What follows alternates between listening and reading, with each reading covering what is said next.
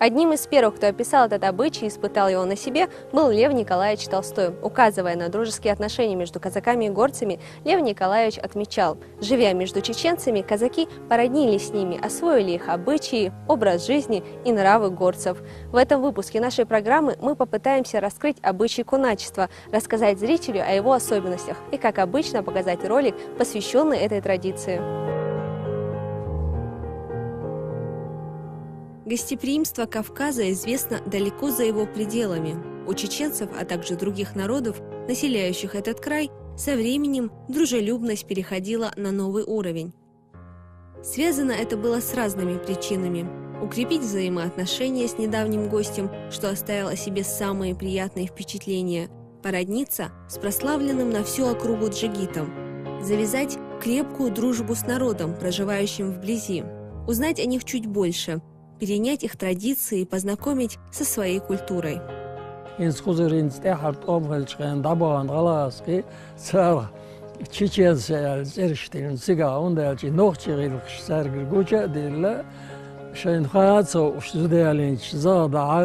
Oos haller tramway auto's biljart iets mardost ja mark over de boor kuzeraas ge nog je mark over weisen ja omsketchur I we kuzer da aan redelijk behandels nog je boor het is boy.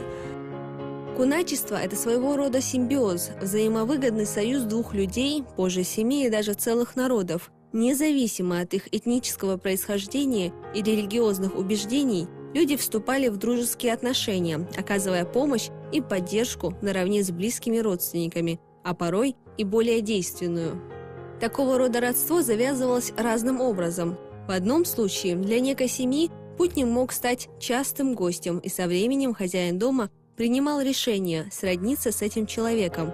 Решение довольно мудрое, ведь обычай гостеприимства включал в себя множество аспектов.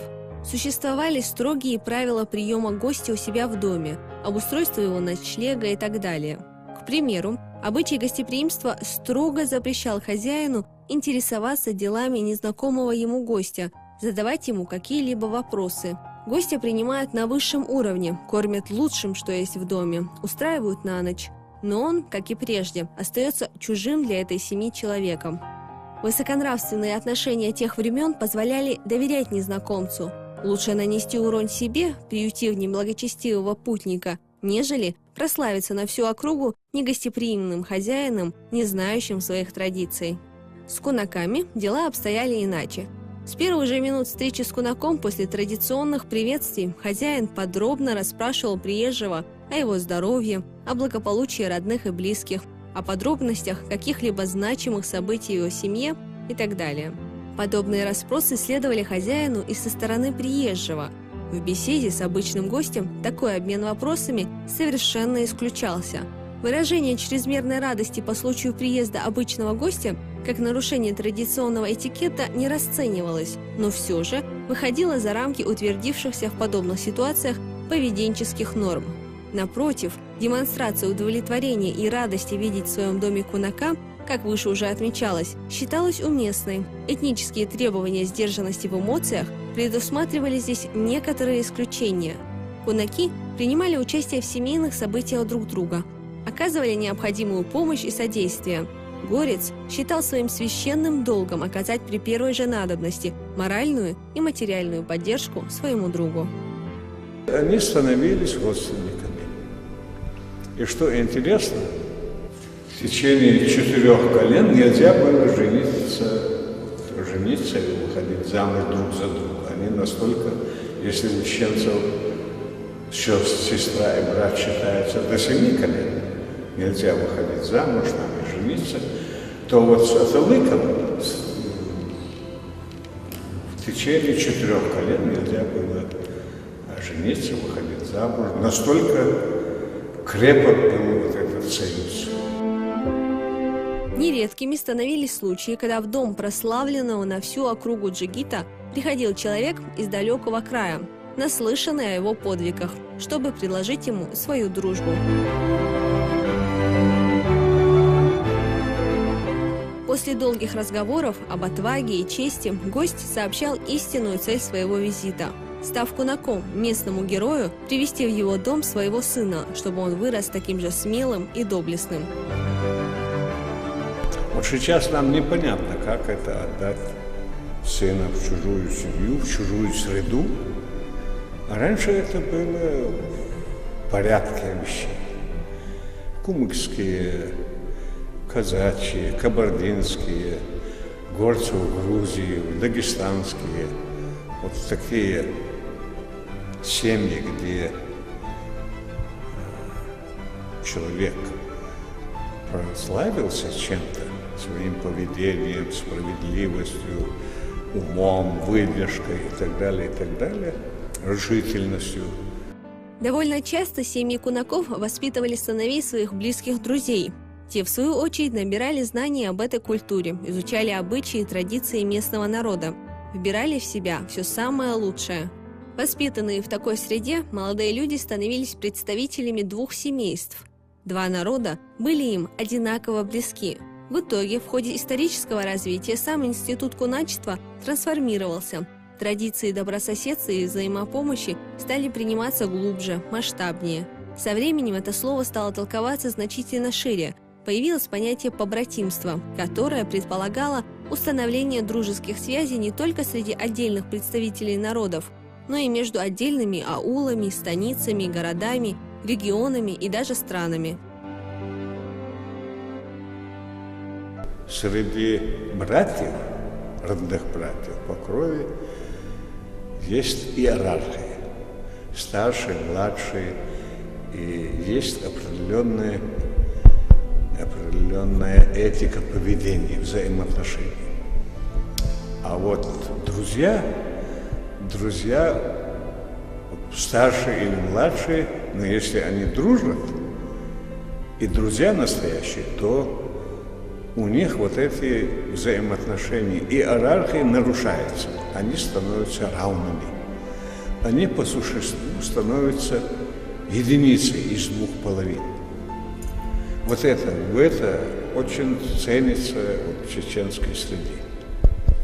Вот то, что старший не скажет, брат родной, не скажет младшему, и младший не скажет старшему родному брату, они всегда обращаются к другу.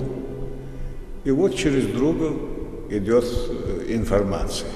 А вот с другом нам можно было все говорить, все, в общем, открывать душу. Это, как я сказал, две половинки одной единицы. Они сливались как друзья. Вот в этом разница между друзьями и родными братьями, или по крови братьями. Именно куначеские связи имели в виду путешественники, ученые, офицеры, чиновники, описывавшие необычайно высокое внимание горцев к гостю и говоря о культуре гостеприимства в стране гор. Много записей в литературе. Неважно, чем именно занимались в повседневной жизни друзья, какой имели достаток, были иные ценности. Лишь достойнейшие становились кунаками, и славу им приносили не острые кинжалы, быстрые кони и меткие выстрелы. Ум, честь, благородство и мужество – вот про что слагали легенды наши предки. И сейчас на территории Чеченской Республики проживает множество потомков кунаков. Прошло несколько десятилетий. Многих друзей уже нет в живых, но их дети и внуки продолжают поддерживать сложившиеся за годы дружбы семейные отношения. Толстой саду Миср бию волчкен буанча хай сабам тя угри бизам те бан хум билгуляка ша соутам руэлча жулар ола дürsta детиц хелен йо бери кеслуш замолг веч лозер веч кеч ойл веч и дато молгат улшай дürsta улшай жулар ja, ik weet dus dat ik weet dus dat ik weet alle weet ook sa dina zizde ijuler teorisch yanel da wel saad ijuler nog stel soort nog del soort damu gaat walra sha on soort an turlur do elle she turdel соответственно. И тура государственный музей Хенцеду, Дуньяна Гордель, шашка подарена Леву Николаевичу Толстому, чеченцам саду Миср бием эль. Шиен бо яздина дольш, и тура инца соотан олишту.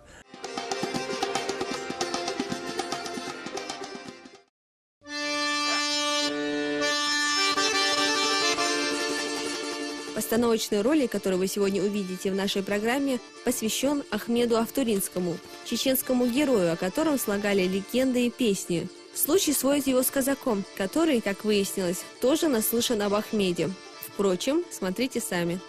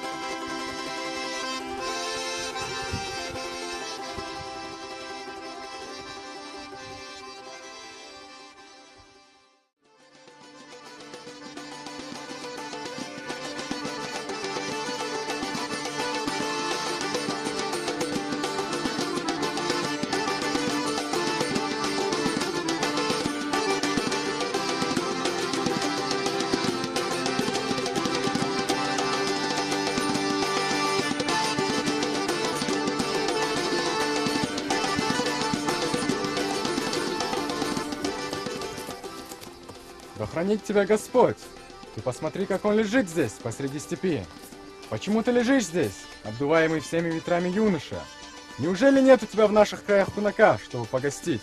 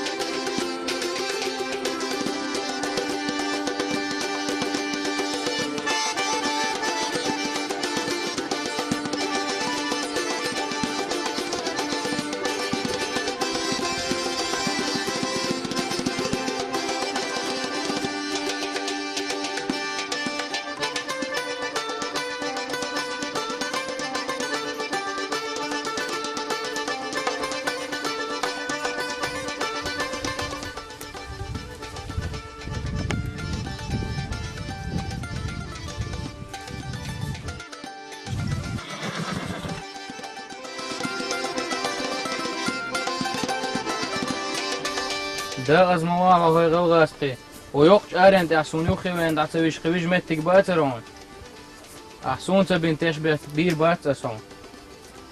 Твой булатный конь испугал моего скакуна, а ты сможешь меня испугать? Мы должны сразиться с тобой и проверить.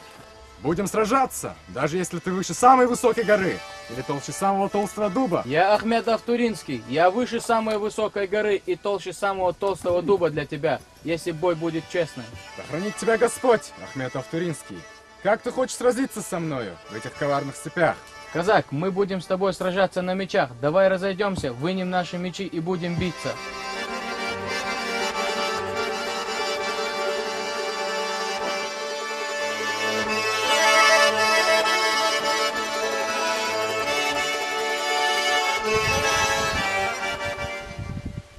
Да хранит тебя Господь, Ахмед Автуринский. Погоди немного и послушай меня внимательно. Ты ведь не можешь сказать, что я испугался и сдался. Если ты меня одолеешь и убьешь, Ахмед Автуринский, убивший казака, скажут люди. И никто не удивится. Но если я тебя одолею и убью, и если ты, известный на своей родине джигит, люди скажут, какой-то казак убил Ахмеда Автуринского, и твое гордое имя и честь пострадают от этого. Ты известен во всех 4 частях света, как хороший джигит, Ахмед Автуринский. Прости меня, но нас сейчас здесь не видят наши возлюбленные женщины. На меня не смотрит моя кизлярка. Не спеши, Ахмед Автуринский. Я не хочу биться с тобою. Я хочу с тобою дружить.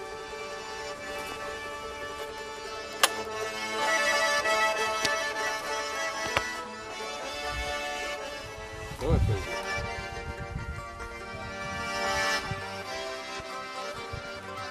Ну давай, расскажи теперь, Ахмед, как величают тебя в твоем селе?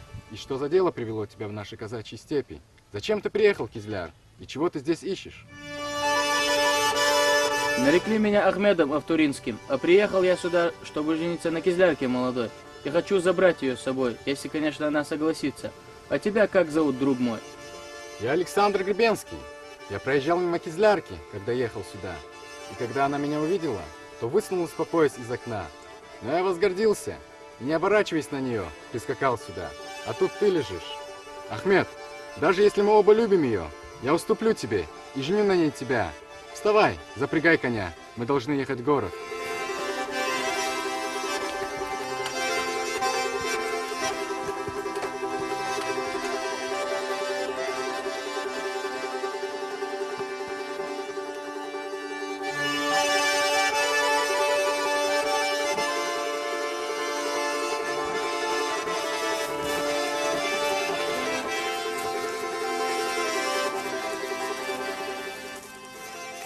Здесь погоди, Ахмед, пока я пойду и поговорю с ними. Хорошо.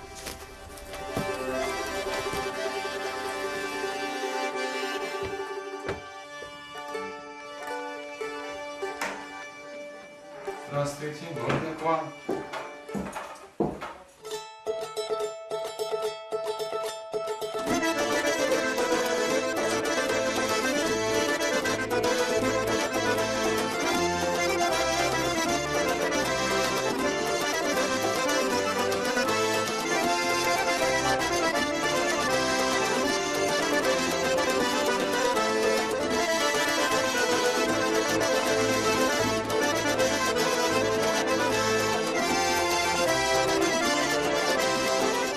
Чего ты там так задержался, Санька? Выходи, я уже заждался тебя с кизляркой. Да хранит тебя Господь, Ахмед Автуринский. Так быстро эти дела не решаются. Девушку надо уговорить, убедить. Если девушка не согласна, свадьбы не будет. Что ты скажешь, доченька? Ахмед Автуринский известен не только у себя на родине, но у нас здесь, как хороший и смелый джигит. Я согласна выйти за него замуж и уехать с ним в Чечню. Мама, собери мои вещи.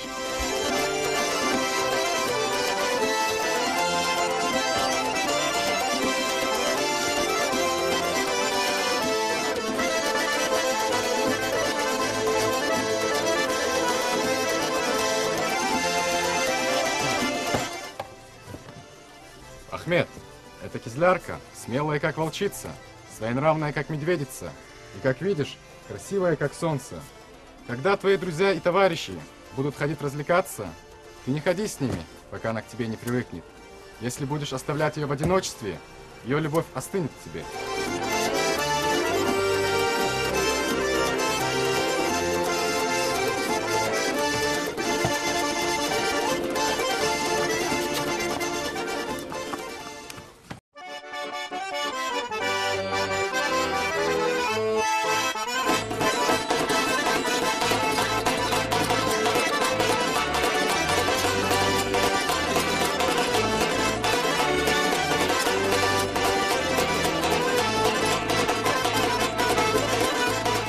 Счастливой дороги вам! Живите сладко вместе, столько, сколько вы этого захотите. Любви вам и согласия. Ко мне приезжай, когда только захочешь. Отныне я твой названный брат и верный друг навеки. Не забывай меня, Ахмед Автуринский.